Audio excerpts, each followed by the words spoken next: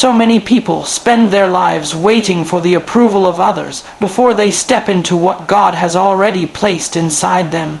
They hear the negative voices, the doubters, the critics, and somewhere along the way, they begin to believe that those voices carry authority over their destiny. But the truth is, your breakthrough doesn't require permission. When God has ordained a new season, when He has scheduled a moment of elevation, no negative word and no opposition can cancel it. People may try to close doors, but they don't hold the master key. God does. Think about it. The voices that try to limit you are often the loudest just before a breakthrough. Why? Because resistance intensifies when something powerful is about to be released. Darkness shouts before light bursts through. The critic rises just before the victory comes. And if you're not careful, you'll mistake the noise of opposition for a sign of defeat, when in reality, it's a sign that God is on the move. I've seen people let negative voices talk them out of blessings that were already in motion. They thought, if others don't believe in me, maybe I'm not capable. Maybe I don't deserve it. Maybe I should play it safe. But here's the deeper truth. Breakthroughs are not handed out according to human approval. They're delivered by divine authority. If God says it's yours, it's yours. If He has declared a new season, no one can stop it. Not your boss, not your family, not your critics, not even your past. You see, breakthroughs aren't democratic. They're sovereign. They don't require a vote. They don't wait for consensus.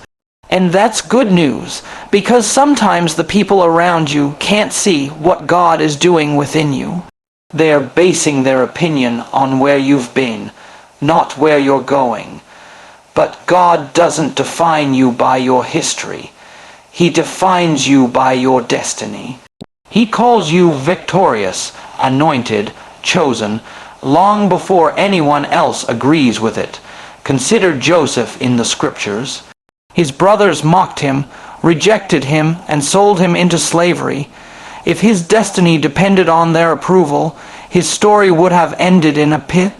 But Joseph's breakthrough didn't need their permission. Even in Egypt, far from home, God's favor found him. The very people who tried to silence him eventually had to come and bow before the dream they once despised. That's what happens when God delivers a breakthrough. It outshines every negative voice. The same is true for you. You don't need the critics to cheer you on. You don't need everyone to validate your dream.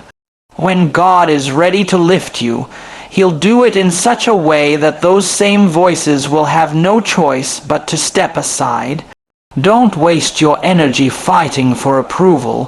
Focus your energy on staying faithful, staying ready, staying open to what God is doing.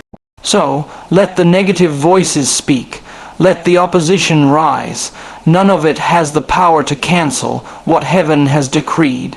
Your breakthrough is on the calendar, and when it arrives, it won't come quietly. It will come in such a way that every critic, every doubter, every negative voice will be left without words.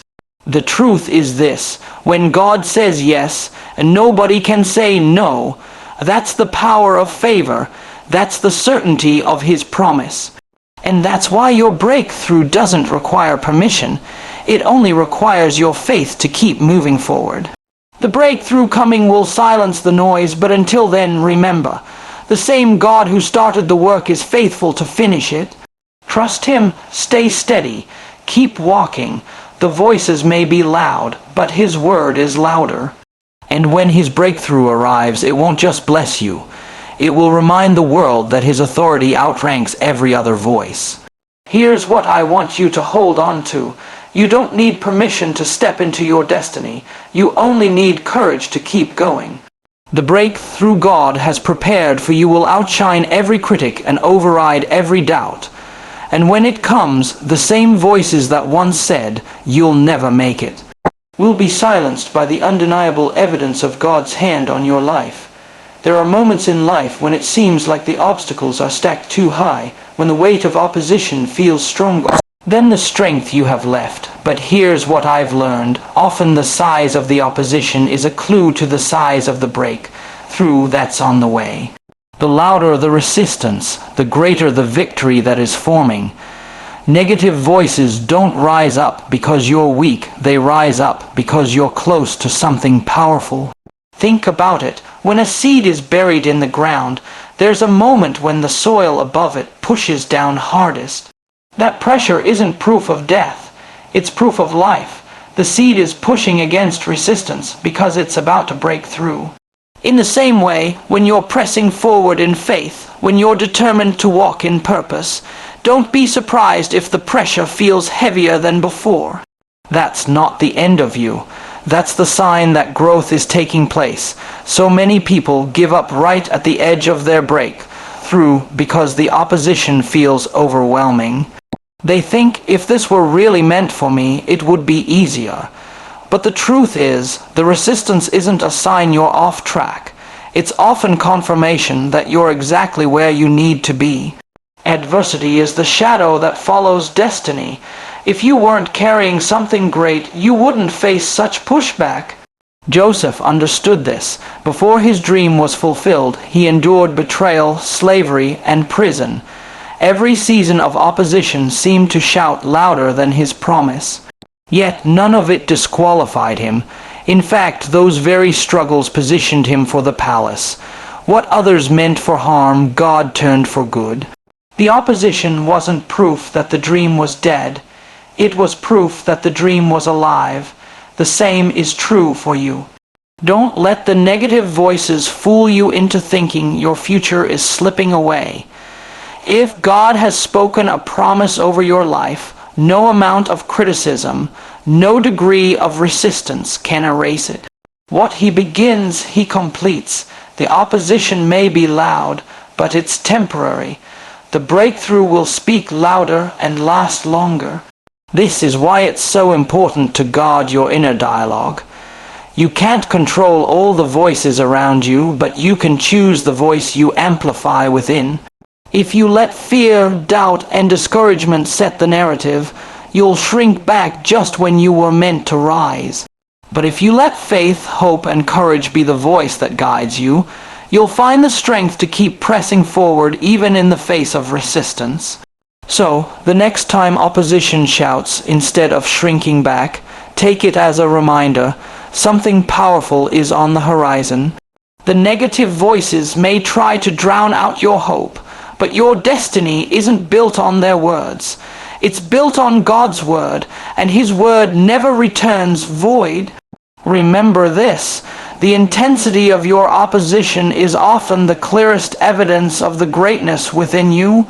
Don't give up when the voices grow louder. Stand firm, keep believing. The breakthrough is already on its way, and when it arrives, it will be greater than the storm that tried to stop it. The louder the opposition, the stronger the evidence. You're closer than you think. Stay the course. Your breakthrough will not only silence every negative voice, it will make them irrelevant. One of the greatest challenges we face is the power of voices, those subtle whispers of doubt, the opinions of others, and even the inner critic that speaks louder than encouragement. If you listen long enough, those voices can shape the way you see yourself and your future. But here's the truth. Not every voice deserves your attention. Not every opinion has the authority to define your destiny. You have to learn to tune out the noise and tune in to the voice of truth. Think about how a musician tunes an instrument. Surrounded by all kinds of sounds, they focus on the right pitch, aligning the strings until harmony is restored. Your mind works the same way. Life is noisy criticism, comparison, fear, regret. It all plays at once. But if you train your heart to lock onto God's frequency, the noise starts to fade. You don't need every voice to agree with you. You don't need universal applause. What you need is clarity about who you are and where you're headed. The problem is, negative voices often disguise themselves as wisdom. They'll tell you to play it safe, to stop dreaming so big, to settle for what you have. And if you're not careful, you'll mistake caution for truth. But caution rooted in fear isn't wisdom, it's sabotage. Some of the most life-changing breakthroughs happen on the other side of ignoring voices that tell you it can't be done. David faced this when he stood before Goliath. Before he ever faced the giant, he had to overcome the voices around him. His own brother mocking him, the king doubting him, the enemy cursing him. But David understood something crucial. It didn't matter who said he was too small or inexperienced. He wasn't measuring himself against the voice of critics. He was measuring himself against the voice of God, who had already anointed him. That perspective silenced every negative voice, and you have the same choice. You can allow fear-driven voices to hold you back, or you can anchor your confidence in the one who has already equipped you. You don't need everyone to understand you. You don't need validation from every person who crosses your path. What you need is the discipline to guard your inner world, to choose faith over fear, and to speak truth louder than doubt. That's why it's so powerful to declare affirmations of faith. When you speak words of hope and promise, you're not just reciting nice phrases, you're shifting the atmosphere within you. You're saying to the negative voices, you don't have the final word. My breakthrough, my destiny, my future, these are defined by something greater than your doubt. So, when those voices rise up, whether from the outside or from within, remind yourself, they are not the author of your story. Their words cannot override God's word. Their disapproval cannot cancel your assignment. Your life is not dictated by the volume of negativity, but by the strength of your faith. When the noise grows loud, don't panic, get quiet. Tune your ear to the still, steady voice of truth. That voice will always lead you higher. That voice will always remind you that your future is bigger than your fear. And here's the promise. The breakthrough coming will not only silence the negative voices, it will prove them wrong. Stay faithful, stay focused, and let your life, not their words, be the evidence of what's possible. There comes a point in life when you realize that not every battle is worth fighting with words. We live in a culture that urges us to defend ourselves, to prove our worth, to make sure everyone knows our side of the story. But true strength isn't found in constant explanation. It's revealed in transformation. When God begins to move in your life, your growth, your success, your healing, your very testimony will do the talking. What once required long arguments will be answered by undeniable evidence. It's natural to want people to see your heart, to understand your intentions, to recognize your effort. But here's the truth. Some people will never understand you, no matter how many explanations you offer. Their perspective is shaped by their own limitations, their own disappointments, their own filters. If you live for their approval, you'll spend your whole life trying to win a battle that can't be won. The better path is to let your life speak for itself. Let time and results prove what words never could. Think about Joseph, betrayed by his brothers, falsely accused by Potiphar's wife, forgotten in prison. He had every reason to defend himself. But Joseph chose silence. He didn't waste his energy on proving innocence. He invested it in remaining faithful. And when the time was right, God elevated him to second in command of Egypt. Suddenly, the very people who had doubted him were bowing before him. He didn't have to remind them of their betrayal. His position, his blessing, his transformation spoke louder than any defense ever could. There's a powerful psychological principle here. Transformation overrides explanation. When people see you rise above circumstances that should have destroyed you, their doubts lose credibility. When they see you walking in joy after seasons of sorrow, their criticism loses its power. You don't have to convince them. You simply have to continue becoming the person God created you to be. This is also liberating because it frees you from the exhausting cycle of needing to be understood. You don't need everyone to clap for you. You don't need every critic to change their mind. You just need to keep moving forward, one step of faith at a time. Growth has a way of silencing doubt. Success has a way of answering questions. Healing has a way of rewriting the narrative.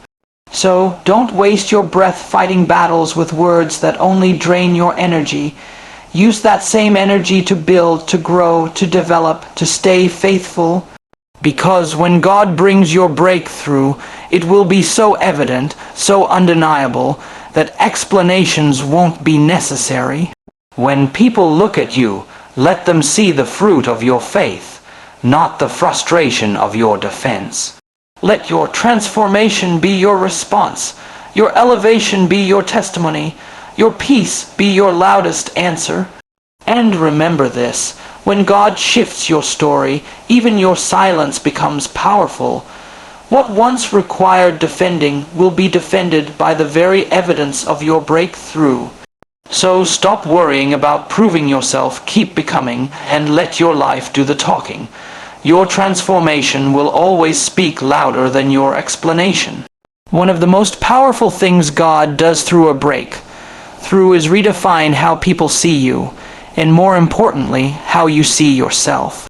So often, the negative voices around us try to assign labels. You're not capable. You'll never succeed. You're stuck with this limitation. And if we're not careful, we start wearing those labels as though they were permanent. But when God steps in, He has a way of rewriting the entire narrative of your life. What was once seen as weakness becomes a platform for strength. What was once marked as failure becomes the soil for your greatest success. Think about Moses. He was labeled a murderer, a runaway, someone unfit for leadership. By human standards, he was disqualified. But when God called him at the burning bush, He wasn't concerned with what people said about Moses' past. God was concerned with who Moses was becoming. And through that calling, Moses' reputation shifted from a fugitive to a deliverer, from someone hiding in the wilderness to someone standing boldly before Pharaoh. His life became proof that God can take the least likely person and redefine them through His favor. This is what happens with every true breakthrough. It doesn't just change your situation, it changes your identity. It elevates you beyond the labels and limitations that others have placed on you. That's why critics often grow quiet after God moves. They no longer have ground to stand on. The very things they used against you as evidence of your inadequacy are turned into testimonies of God's power. And here's what's profound. The redefinition that comes from breakthrough is not only external but internal. It changes the way you see yourself. Too many people walk through life carrying shame, regret, and false identities. They're chained to what they did years ago or to what someone else spoke over them. But when God releases a breakthrough, it's like He hands you a new script. Suddenly, you're no longer defined by failure, but by redemption. No longer defined by lack, but by provision. No longer defined by what was broken, but by what has been restored. This is why it's essential not to live according to the old narrative. You may have been overlooked, counted out, or misunderstood in the past, but that's not the final chapter. The breakthrough that's coming has the power to rewrite the entire story, and when it happens, you won't have to announce it. People will see the shift. They'll notice the difference. They'll realize that the person they thought you were is not who you've become. So, don't accept the labels others try to place on you. Don't settle for the limitations someone else has written into your story. Keep believing, keep moving, keep trusting, because the moment God steps in, He redefines everything. And here's the promise: the breakthrough ahead of you will not only open doors, it will rewrite your identity. The voices that tried to confine you will fall silent, because your life will testify to a greater truth, that who you're becoming in God will always outshine who they thought you were. Your breakthrough won't just shift your circumstances, it will redefine your very story. Sometimes the most powerful thing about a breakthrough isn't just what it does for you, but what it reveals about God. It's one thing to talk about faith, to sing about hope, to say you believe in a God who can do the impossible. But when that breakthrough comes, when the doors that were locked suddenly swing open, when the favor that seemed distant shows up at your doorstep, it becomes more than a belief, it becomes a lived reality. The negative voices may have said, "It's too late, it will never happen, you're not qualified." But in that moment, those voices can't argue with the evidence standing in front of them. Your life becomes the testimony. This is why a breakthrough carries such weight. It silences doubt not only around you, but within you. Because deep down, we all wrestle with those internal questions. What if it doesn't work out? What if I'm not enough? What if the critics are right? And yet, when God delivers, He answers those questions without needing a debate. He shows you in the most undeniable way possible that He has the final word. That moment shifts you from hoping to knowing, from wishing to witnessing. It becomes a cornerstone memory you can look back on whenever the next challenge arises. Think about the blind man in the New Testament whom Jesus healed. The Pharisees and religious leaders tried to intimidate him, tried to discredit his experience. They questioned him again and again, demanding an explanation. Finally, he said something so profound, yet so simple.